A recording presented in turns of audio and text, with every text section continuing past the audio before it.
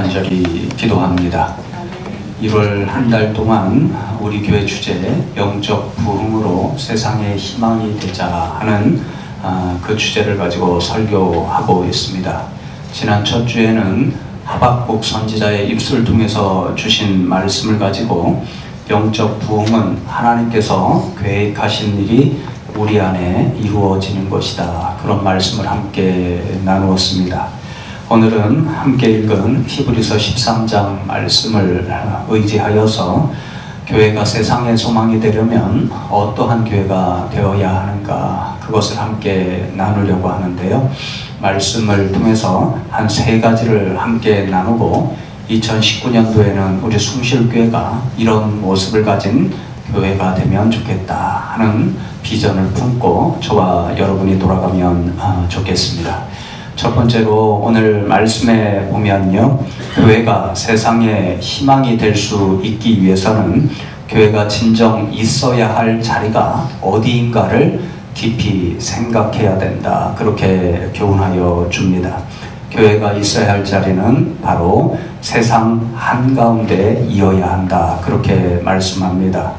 20세기에 가장 큰 영향력을 끼친 신학자를 많은 분들이 칼 바르트다, 그렇게 이야기를 하고, 제가 신학교에서 박사과정 공부를 할 때에 그분의 책을 읽으면서 아직도 가장 감명 깊게 기억하고 있는 한마디 가운데 한 말이 바로 교회는 자신을 위해 존재하는 것이 아니라 세상을 위해 존재하도록 예수님께서 세워주셨다, 그렇게 주장을 하고, 그때의 교회는 비로소 세상의 진정 소망이 될 수 있다, 그렇게 주장을 했습니다.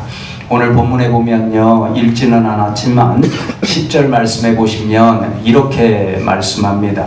우리에게 제단이 있는데 장막에서 섬기는 자들은 그 제단에서 먹을 권한이 없다, 그렇게 말씀합니다.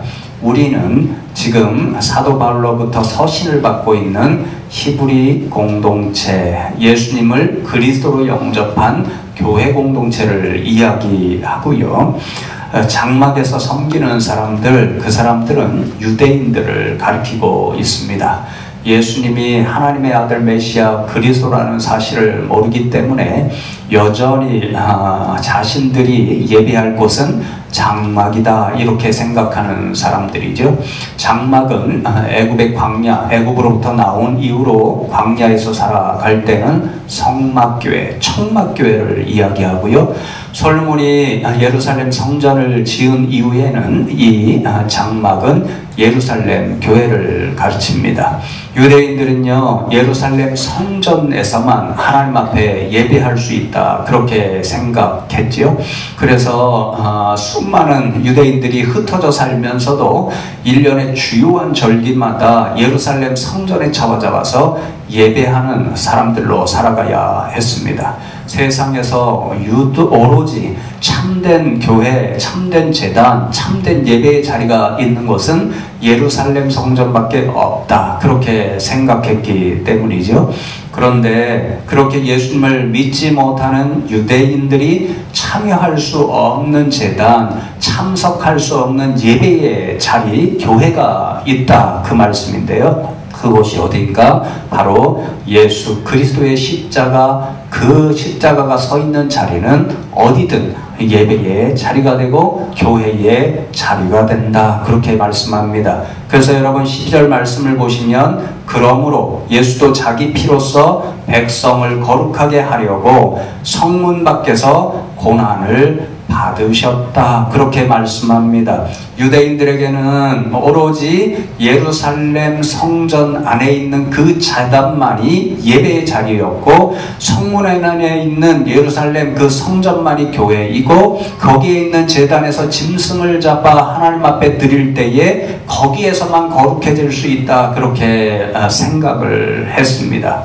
그래서 여러분, 유대인들에게요, 성전이 있지 않은 성문 밖은 거룩한 장소가 될 수가 없었습니다. 더러운 장소로만 생각될 수 있었고요. 그래서 그 성문 밖, 영문 밖은요, 항상 하나님 앞에 예배할 수 없는 인생들이 모여 사는 곳이다, 그렇게 생각을 했습니다. 그곳에서는 유대인들이 도무지 받아줄 수 없는 죄인들이 모여 사는 곳이었고요. 병든 사람들, 가난한 사람들, 세리와 같은 사람들, 이방인들, 유대인들이 도무지 함께할 수 없고 더럽다라고 생각할 수밖에 없는 그런 사람들이 바로 성문 밖에 있었고, 그런 사람들은 성문 안에 들어와서 예루살렘 성전에서 함께 예배할 수가 없다, 그렇게 생각했습니다. 그런데 여러분, 놀라운 사실은요, 예수님께서는 자신이 친히 죄인이 되셔서 성문 밖 골고다 언덕에 올라가셨고, 거기에서 십자가 고난을 당하면서 죽으셨습니다. 그렇게 하심으로 유대인들이 생각하기에는 도무지 구원받을 수도 없고 도무지 거룩하게 될 수도 없는 그 사람들에게 거룩해질 수 있는 길, 구원을 받고 영생을 얻을 수 있는 길, 그 십자가를 통해서 마련해 주셨습니다. 그래서 여러분, 교회가 있어야 할 자리, 교회가 나가서 예배해야 할 자리가 어디냐면요, 바로 구원의 기쁜 소식을 전해야 되기 때문에 그 구원의 자리를 마련해 주신 예수님의 십자가가 있는 자리, 성문 밖으로 나가야 된다, 그렇게 말씀하고, 성문 밖이 바로 교회가 있어야 할 자리고 그 자리에서 하나님 앞에 예배해야 된다, 그렇게 말씀하는 거지요. 그래서 여러분, 13절 말씀에 보면 사도 바울은 우리에게 이렇게 권면하지요. 그런즉 우리도 그의 치욕을 짊어지고 영문 밖으로 그에게 나아가자, 그렇게 말씀합니다. 우리가 예수 그리스도의 교회라면 우리가 어디에 있어야 하는가, 어디로 나아가야 하는가? 예수님께서 십자가를 지시고 영문 밖에 유대인들이 생각할 때는 죄인이고 도저히 거룩해질 수 없고 구원받을 수 없는 그 사람들에게 나아갔듯이, 우리도 우리 자신의 십자가를 지고 예수님이 가신 그 자리, 영문 밖 죄인들이 있는 자리, 사람들이 고난당하는 자리, 그 자리로 나아가야 한다. 그래야 우리는 진짜 예수님의 교회가 될 수 있다, 그렇게 말씀하시는 거죠. 그래서 여러분, 우리는요, 세상의 한가운데로 나가서 아직 예수 그리스도를 모르는 사람들에게 그 복음을 전해야 되고요, 예수님의 사랑을 모르는 사람들에게 예수님의 사랑을 전해야 되는 거죠. 세상 밖에 나가면 아직도 수많은 사람들이 고통당하고 있는데 그 고통당하는 사람들의 고통을 어루만져 주어야 되고요, 눈물 흘리는 사람들, 그 사람들의 눈물을 함께 닦아주고 함께 부둥켜 안고 울어주어야 하는 사람들, 그런 사람들이 교회다, 그 말씀인 거죠. 그래서 여러분, 제가 공부한 보네포 목사님은 아주 유명한 말씀을 하나 남겼는데요, 지금 이 세상 가운데 현존하고 계시는 예수님을 만나기 위해서 우리는 어디로 가면 되는가? 바로 지금 울고 고난당하고 있는 사람들, 그 자리로 나아가면 된다, 그렇게 이야기합니다. 왜 그럴까요? 예수님이 십자가를 지고 죄인들이 있는 자리, 울름이 있는 자리, 고난받는 사람이 있는 자리, 그 자리로 나아가셨기 때문에 지금도 그 자리에서 그런 사람들과 함께 고난을 당하시고 함께 울고 계실 것이기 때문에 우리가 그런 자리로 가면 그 자리에 계시는 예수님을 만날 수 있다, 그렇게 가르치고 있습니다. 여러분, 그렇습니다. 오늘 말씀에 따르면요, 진정 교회가 있어야 할 자리는요, 예수님의 십자가를 짊어지시고 나간 세상 밖, 영문 밖 사람들이 고통당하고 울고 있는 그 자리로 나갈 때 우리는 참으로 교회의 사명을 감당할 줄로 믿습니다. 여러분, 그래서 제가 언젠가 수요일에 한번 말씀드린 일이 있는데요, 제가 신학교 2학년 때에 신학교의 영성을 가르치시는 그런 교수님이 새롭게 오셨습니다. 그 교수님께 학교에서 큰 기대를 걸고요, 모든 신학생들의 영성을 지도할 수 있는 총책임을 맡겨주셨습니다. 그런데 이분이 개신교 신학교에서 공부하시지 않고 가톨릭 전통을 가지고 있는 그런 신학교에서 공부를 하고 돌아오셨습니다. 그래서 신학생들을 위한 영성 프로그램을 이렇게 개발해서 이제 도입을 하시는데요, 상당히 가톨릭 전통에 기초한 그런 프로그램을 도입했습니다. 그래서 모든 신학생들은요, 한 학기, 그러니까 6개월이죠. 6개월을 무조건 어떤 조건도 상관없이 어떠한 상황에 있든지 간에 6개월은 무조건 기숙사에 입소해서 기숙사에 들어와서 영성훈련을 받아야 된다. 결혼을 해도 상관없고 출산을 했어도 예외가 없습니다. 또 6개월마다 이 당시에 신학교에서 운영하던 기도원이 있었거든요. 그 기도원에 일주일씩은 들어가서 무조건 침묵 영성 훈련을 받아야 된다. 이러한 프로그램을 도입을 하셨습니다. 그러니까 학생들이요, 신학생들이 자율권이 굉장히 없으니까요.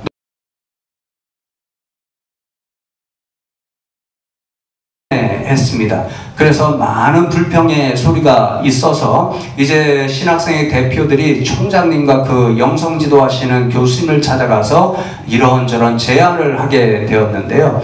그때 대표적인 음성들이 뭐였냐면요, 우리는 개신교 전통의 이 신학교인데 왜 카톨릭 전통에서 도입한 그런 영성 프로그램으로 우리가 훈련을 받아야 합니까? 마틴 루터도 생각해 보십시오. 그가 카톨릭 수사였을 때에는 기도원에 들어가서 세상으로부터 완전히 단절된 그곳에서 영성 훈련을 하였지만 결국은 종교개혁을 위해서 세상 한가운데로 나와오지 않았습니까? 그러니까 개신교 전통은 어떤 산 위에 그곳에 갇힌 공간에서만 사는 게 아니라 진짜 영성은 세상 한가운데서 이루어져야 됩니다. 신학생들이 좀 똑똑한 소리를 했습니다. 그렇게 제안을 하니까 어떻게 되었을까요? 그 영성 프로그램을 바꾼 것이 아니라요, 하나를 더 도입했어요. 혹을 때리려다가 혹을 하나 더 붙이게 되었습니다. 어떤 프로그램을 도입했냐면요, 개신교 영성은 세상 한가운데 가서 그 세상 가운데서 영성을 수양하는 것이다, 그렇게 얘기했잖아요. 그러니까 일주일에 한 번씩 새벽 기도를 마치면요, 신학생들이 다 빗자루, 쓰레받기 이런 거를 듣고요, 들고 동네 한가운데 가서 30분도 좋고 1시간도 좋고 깨끗이 청소하고, 그래서 교회가 동네를 또 마을 주민들을 섬긴다 하는 모습을 먼저 보여주는 그런 봉사회를 통해서 영성훈련을 하도록 그렇게 지도해 주셨습니다. 얼마 전에 물어보니까요, 아직도 그 일을 하고 있대요. 저도 한 2년 동안 기숙사에 있으면서 그 일을 하고 있는데 아마 후배들이 저희들 때문에 그게 만들어진 줄은 모르겠죠. 지금도 여전히 그 일을 하고 있다는 거죠. 여러분, 그렇습니다. 교회는요, 교회 안에만 갇혀 있어서는 안 되는 존재입니다. 우리만 잘되고 우리만 예수 믿고 구원받는 사람들이 아니라는 거죠. 우리만 예수 믿고 복을 받고 하늘나라 가는 것으로 충분한 사람들이 우리가 아니라는 거죠. 왜 하나님께서 우리를 먼저 선택하시고 구원의 복을 내려주셨는가? 세상에 나가서 여전히 구원의 복이 무엇인지를 모르는 사람들에게 전해주라고 세워주신 것이고요. 우리가 이 자리에 나와서 왜 하나님 앞에 예배하는가? 예배를 통하여 세상에 나갈 힘을 얻고 세상에 나가서 예배의 삶을 살도록 우리들을 불러주셔서 이 자리에서 예배하게 하고요. 우리가 가끔 산으로 기도하러 올라가잖아요. 왜 기도하러 올라가는가? 산 위에서 기도하고 영적인 힘을 받아서요, 세상에 나가서 하나님의 백성답게 살고 세상 사람들에게 주님의 사랑을 전해주도록 하기 위해서 우리는 산 위에 올라가서 기도하는 사람들이라는 거죠. 그래서 좀 전에 말씀드린 이 보네폰 목사님이 또 유명한 말씀 한마디를 남겼는데요, 하나님께서 모세를 왜 시내산 위로 불러주셨는가? 40일 동안 말씀으로 훈련시키고 그 말씀을 들고 산 아래 세상 한가운데로 파송하시기 위해서 불러주셨다, 그렇게 이야기합니다. 여러분, 그렇습니다. 교회가 있어야 할 진짜 자리는요, 예수님께서 십자가 지시고 나가신 영문 밖 세상 한가운데입니다. 그 가운데 나가서 예수님의 복음을 전해야 되고요, 예수님의 사랑을 전하는 것이 바로 교회의 사명입니다. 그러니 여러분, 2019년 동안에 우리 교회가 정말 세상 한가운데 나가서 많은 분들에게 예수 그리스도의 복음을 전하고 많은 분들에게 예수님의 사랑을 전할 수 있는 저와 여러분 되면 좋겠습니다. 여러분, 두 번째로 교회가 세상에 희망이 되기 위해서는요, 교회가 꿈꾸어야 할 자신의 최종 목적지가 어디인가를 분명히 알아야 된다. 그렇게 히브리서 기자는 우리들에게 교훈하여 줍니다. 14절 말씀 읽지는 않았는데 이렇게 기록되어 있지요. 우리가 여기에는 영구한 도성이 없으므로 장차 올 것을 찾나니, 그렇게 말씀합니다. 세상에 희망이 되기 위해서는 교회가 예수님의 십자가 서 있던 영문 밖 세상 한가운데로 나가야 된다 말씀드렸는데요. 그러나 그럼에도 불구하고 우리가 분명히 기억해야 할 것은요, 우리가 나가야 할 저 세상이 우리의 최종 목적지가 되어서는 안 된다, 그 말씀인 거죠. 왜 그렇습니까? 요한계시록 말씀에 보면요, 이 세상은 예수님이 오시면 다 사라져야 할 세상이기 때문에 그렇습니다. 예수님께서 다시 오시면 새 하늘과 새 땅을 가지고 우리 가운데 오신다라고 말씀드렸습니다. 그러니 여러분, 우리가 진짜 꿈꿔야 할 것은요, 저 지금의 세상이 아니라 예수님께서 다시 오실 때 완성할 하나님의 나라, 새 하늘과 새 땅을 우리가 꿈꾸며 살아가야 된다, 그 말씀인 거지요. 여러분, 그래서 제가 송구영신 예배 드릴 때에 설교했듯이요, 우리는 이 세상 가운데 살고 있지만요, 이 세상을 본향으로 여기는 사람들이 아니라 종말론적인 비전 신앙을 가지고 예수님께서 완성하여 가져오실 그 세상, 하나님 나라, 그리고 새하늘과 새 땅을 꿈꾸며 살아가야 할 사람들이 우리라는 것을 분명히 기억해야 합니다. 저는요, 이 종말론적인 비전과 신앙이 세상의 희망이 되기 위해서 교회가 반드시 기억해야 할 신앙의 내용이다, 이렇게 확신합니다. 왜 그런 거 아니요? 가만히 생각하시면서 해보시면 좋겠는데요. 여러분, 교회가 지금 존재하는 이 세상이 전부다, 그렇게 생각하면요, 이 세상에 무엇인가를 심으려고 이 세상에 올인하는 공동체로 살아갈 수밖에 없습니다. 어떤 사람이 물질이 전부다, 그러면 그 물질을 어떻게 쓰든지 많이 얻으려고 그 물질 가운데 자신의 모든 것을 걸면서 살아갈 수밖에 없습니다.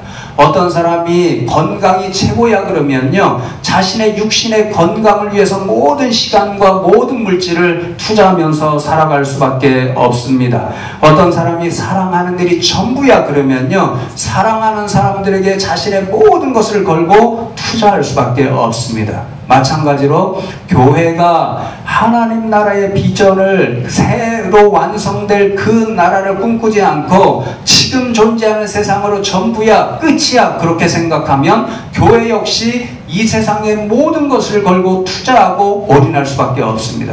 그러면 어떻게 되냐면요, 세상 사람들과의 구별이 사라질 수밖에 없습니다. 세상 사람들도 이 세상이 전부다 생각하며 이 세상에 값 있는 것들, 귀한 것들을 얻고자 모든 것을 걸고 살아가고 있습니다.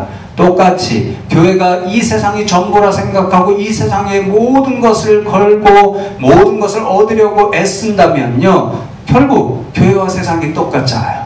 이 세상의 모든 것을 걸고 살아가는 점에서 전혀 구별이 되지 않습니다. 그래서 여러분, 그런 모습을 보면 세상 사람들이 어떻게 이야기하냐면요, 아니, 우리랑 저 교회랑 뭐 다를 게 있어? 우리가 당신들하고, 당신들이 우리랑 뭐 다를 게 있어? 우리가 당신들을 보고 뭐 본받을 게 있어?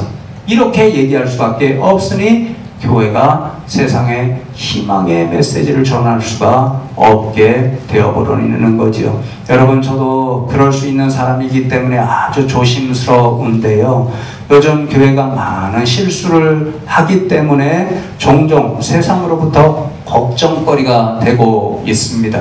그 이유가 제가 볼 때는요, 세상에 있는 것들에 대하여 정말 모든 것을 걸고 세상과 차이가 없는 삶을 살아가기 때문에 그렇다 하는 생각을 종종 하게 됩니다. 지난주에도 우리 교단의 대표적인 교회에서 금전적인 문제가 발생했다라는 것을 뉴스로 다 보셨지요. 그것을 보면서요, 금전, 만몬이 이 세상에서 가장 중요한 시대 가운데 살아가고 있는 현실이잖아요. 수많은 세상 사람들이 물질 때문에 모든 것을 걸고 물질 때문에 많은 어려움을 만들어내고 그렇잖아요. 그러면 교회가 그 물질 때문에 어려움을 일으켰다 하는 것은 무슨 이야기가 되나요? 겉으로는 복음의 생명을 건다 하면서도 그 이면에서는 하나님 영광 가리는 그 물질의 모든 것을 걸었다, 그 이야기를 보여주잖아요.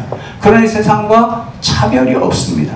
그 세상의 교회를 바라볼 때는요, 우리랑 다른 모습이 하나도 없는데 어떻게 우리에게 너희들이 보여줄 게 뭐냐, 우리들에게 희망의 메시지를 전해줄 게 뭐냐, 그렇게 이야기할 수밖에 없는 거죠. 그러니 여러분, 오늘 말씀드리는 이 종말론적인 비전, 이 신앙을 우리가 반드시 기억하며 살아가면 좋겠습니다. 우리가 꿈꿔야 할 진짜 최종 목적지는요, 이 세상이 아닙니다. 이 세상 사람들에게 이 세상이 아니라 이 세상 사람들이 모르는 다른 세상이 있다는 것, 그것을 희망으로 전해줘야 할 분이 저와 여러분, 우리 교회입니다. 그러니 이 종말론적 비전을 가지고 세상에 여전히 이 세상 가운데서 고통당하고 있는 그런 사람들에게 예수 그리스도 가져오시는 하나님 나라의 희망의 메시지, 저 새하늘과 새 땅의 그 비전을 전해주시면서 살 수 있는 저와 여러분 되면 좋겠습니다. 여러분, 마지막 세 번째로, 교회가 그럼에도 불구하고 여전히 이 세상에 있을 수밖에 없잖아요. 예수님 다시 오실 때까지는 이 세상 가운데 있어야 됩니다. 이 세상 가운데서 그러면 교회가 해야 할 일이 무엇인가? 오늘 말씀해 보면 예배하면서 살아가야 된다, 그게 교회다. 이 세상 존재할 때 교회가 해야 할 일은 예배의 일이다, 그렇게 말씀합니다. 제가 이번에 말씀을 준비하면서요, 어떤 분이 이 히브리서 요 구절 갖고 주석을 하는 것을 참고했는데요, 예배는 곧 사랑의 일이다, 그렇게 적어 놓았더라고요. 그래서 굉장히 제가 그렇다, 그럴 수 있다, 이런 생각이 들어서요, 예배는 무엇인가? 사랑의 일이다, 그렇게 생각했습니다. 여러분, 그런데 오늘 13장 15절 16절 이어지는 말씀에 보면요, 우리가 어떻게 예배해야 되는가, 어떻게 사랑의 행위는 그 예배를 표현해야 되는가, 두 가지를 말씀해 줍니다. 첫 번째로는요, 우선은 하나님을 사랑하는 것이 예배다, 그렇게 말씀합니다. 우리가 하나님을 예배한다고 할 때, 하나님을 사랑한다고 할 때, 그러면 어떻게 사랑을 표현하고 예배할 수 있는가? 찬송이다, 그렇게 말씀합니다. 15절 말씀해 보시면, 그러므로 우리는 예수로 말미암아 항상 찬송의 제사를 하나님께 드리자, 이는 그 이름을 증언하는 입술의 열매니라, 그렇게 말씀합니다. 우리가 교회라고 한다면 하나님을 찬송하는 일로 예배하고 하나님을 찬송하는 일로 하나님에 대한 사랑을 표현한다, 그런 말씀인 거죠. 이것은 입술의 열매다, 증언하는 입술의 열매다 그러잖아요. 우리가 하나님을 찬송한다는 것은요, 하나님의 이름을 높여드리는 거잖아요. 하나님을 칭찬해드리는 거잖아요. 우리가 세상을 향해서요, 하나님은 좋으신 분입니다, 하나님은 이런 분입니다, 찬송하고 그러면요, 세상 사람들이 듣고 하나님이 저런 분이구나, 이런 깨달음을 얻게 되잖아요. 그러니까 찬송을 통하여서 우리는 하나님을 예배하고 하나님에 대한 사랑을 표현하고, 그리하여 하나님에 대한 증언을 세상 가운데 들려줄 수가 있다, 그 말인 거죠. 여러분, 우리가 자식들이 있잖아요. 또 할머니 할아버지들 보면요, 손주들을 특별히 예뻐하시잖아요. 그 예뻐하는 것을 어떻게 표현하죠? 뭐 조그만한 거 하나만 하면요, 얼마나 칭찬을 하고 얼마나 또 이웃들에게 자랑을 하는지 모릅니다. 결국은 아이들이 자라가면 똑같이 어느 때쯤이면 되는데요, 말 조금 빨리 했다 그러면요, 우리 아이는, 우리 손주는 얼마나 천재 같은지 모른다고, 말을 얼마나 잘하는지 모른다고 칭찬하고 막 난리죠. 왜요? 그렇게 칭찬하고 예뻐하는 게 뭐예요? 사랑의 표현이잖아요. 마찬가지로 우리가 정말 하나님을 예배하는 것은 뭐냐면요, 찬송하는 일을 통해서 하나님을 막 칭찬해 드리는 거예요. 하나님을 막 얼마나 좋은 분인지 모른다고 세상 사람들에게 막 자랑을 하는 거예요. 왜요? 하나님을 사랑하니까. 그러니까 여러분, 하나님을 사랑하는 사람은 예배할 수밖에 없는 인생이 되는 거지요. 하나님을 사랑하는 사람, 예배를 통해서 찬송을 통해서 하나님을 높여드리고 하나님을 칭찬하고 하나님을 자랑할 수밖에 없는 거죠. 하나님을 사랑하니까요, 매주 예배 나와도 보고 또 봐도 보고 싶은 사람이 사랑하는 사람이니까 이 자리, 예배 자리 매번 나와도 예배 자리 또 사모하게 되고 또 나오고 싶은 게 바로 하나님의 사람들인 거죠. 그래 여러분, 2019년 동안에는요, 저와 여러분이 정말 예배하는 일, 찬송하는 일을 통하여 하나님을 열심히 뜨겁게 사랑하는 믿음의 사람들이 되면 좋겠습니다. 여러분, 또 무엇을 통해서 예배하게 되는가? 하나님을 사랑하는 것이 예배인 것과 마찬가지로요, 이어지는 말씀에 보면 사람을 사랑하는 것도 예배의 일이다, 그렇게 말씀해 주십니다. 하나님께서 이미 구약의 미가 예언자를 통해서 인자를 사랑하는 것이 예배의 하나다, 사람을 사랑하는 것이 예배다, 내가 기뻐 받기를 원하는 예배다, 그렇게 주셨잖아요. 그렇게 사람을 사랑하는 것이 오늘 히브리서 기자도 예배다, 하나님이 기뻐 받으시는 예배다, 그렇게 말씀하면서 어떻게 하는 것이 사람을 사랑함으로써 예배 드리는 일인가? 16절 말씀해 보시면 이렇게 기록합니다. 오직 선을 행함과 서로 나누어 주기를 잊지 말라. 하나님은 이 같은 제사 예배를 기뻐하시느니라, 그렇게 말씀합니다. 하나님께서 기뻐 받으시는 예배는 선을 행하는 일에 있고 서로 나누어 주는 일에 있다, 그 말씀인 거죠. 선을 행하고 또 나누어 주는 일을 통해서 사람들을 사랑하면 하나님께서 그 일을 통해서 자신에게 드리는 예배다, 이렇게 생각하시고 기뻐 받으신다, 그렇게 말씀합니다. 여러분, 그렇지요? 우리가 누군가를 사랑하면요, 그 사람에게 악한 일을 행할 수가 없습니다. 그 사람을 진짜 사랑하면요, 그 사람에게 유익한 일, 선한 일을 행할 수밖에 없고요.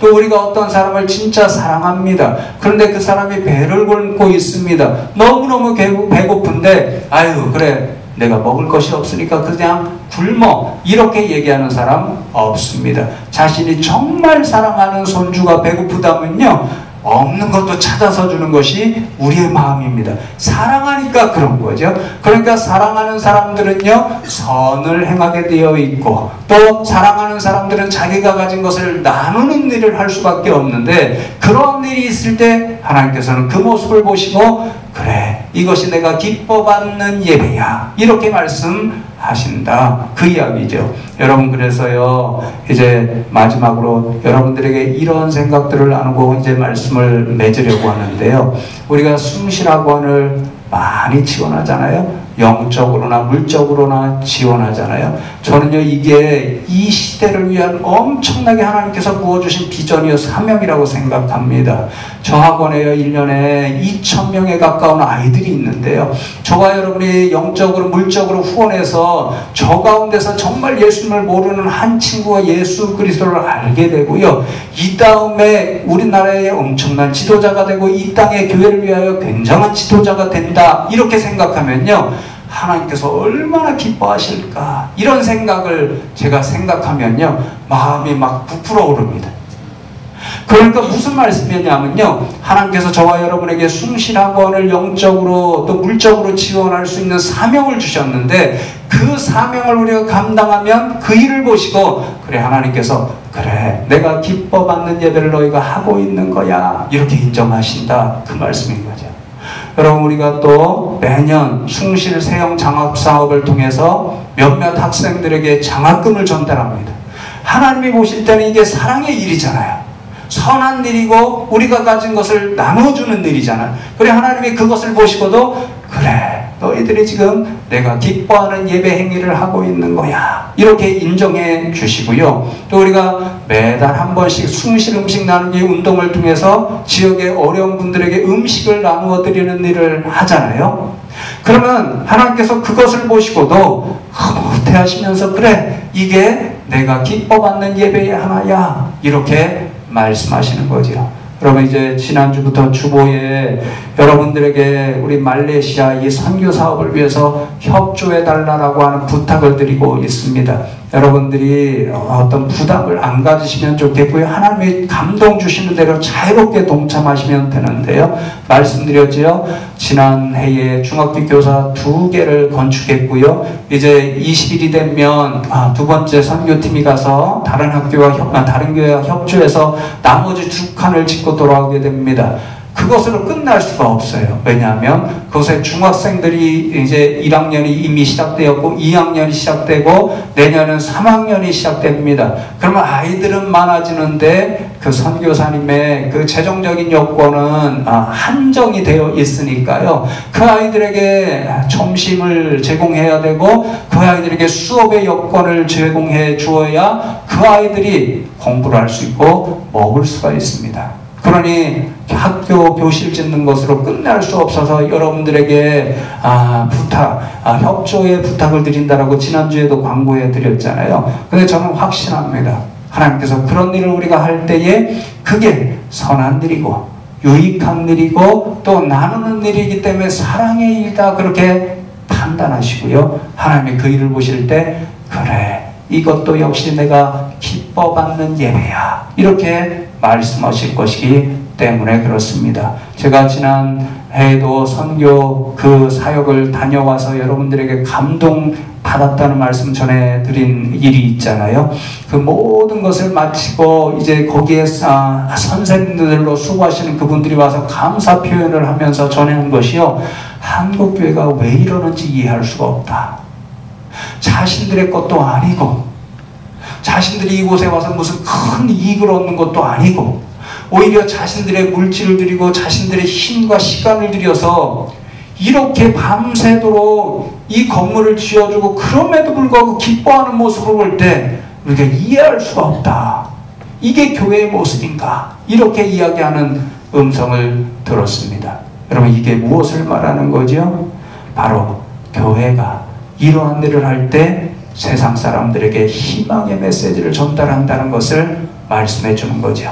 그것을 보고 하나님은 그래 이게 내가 진짜 기뻐하는 예배야 이렇게 말씀하시는 거죠. 그러나 여러분 2019년 한 해 동안에 저와 여러분 이 숨실교회 가운데 찬송의 제사가 넘쳐나고 또 사랑의 일들이 넘쳐나서 하나님을 향한 풍성한 예배의 일들이 넘쳐나는 저와 여러분의 삶과 이 교회의 그러한 일들이 사역들이 이루어지기를 간절히 기도합니다.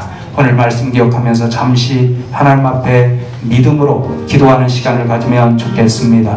하나님 오늘 들려주신 말씀대로 우리 교회가 정말 2019년 한 해 동안에 부족하고 연약하지만 저희들에게 맡겨주신 사명을 잘 감당함으로 세상에 희망을 줄 수 있는 그런 교회 되게 하여 주시옵소서. 하나님께서 기뻐 받으시는 하나님을 사랑하는 찬송의 예배와 또 많은 사람들을 사랑하는 선한 것을 나누는 그런 예배가 넘쳐나게 하여 주시옵소서. 잠시 이 기도 제목을 들고 하나님 앞에 믿음을 결하며 기도하겠습니다.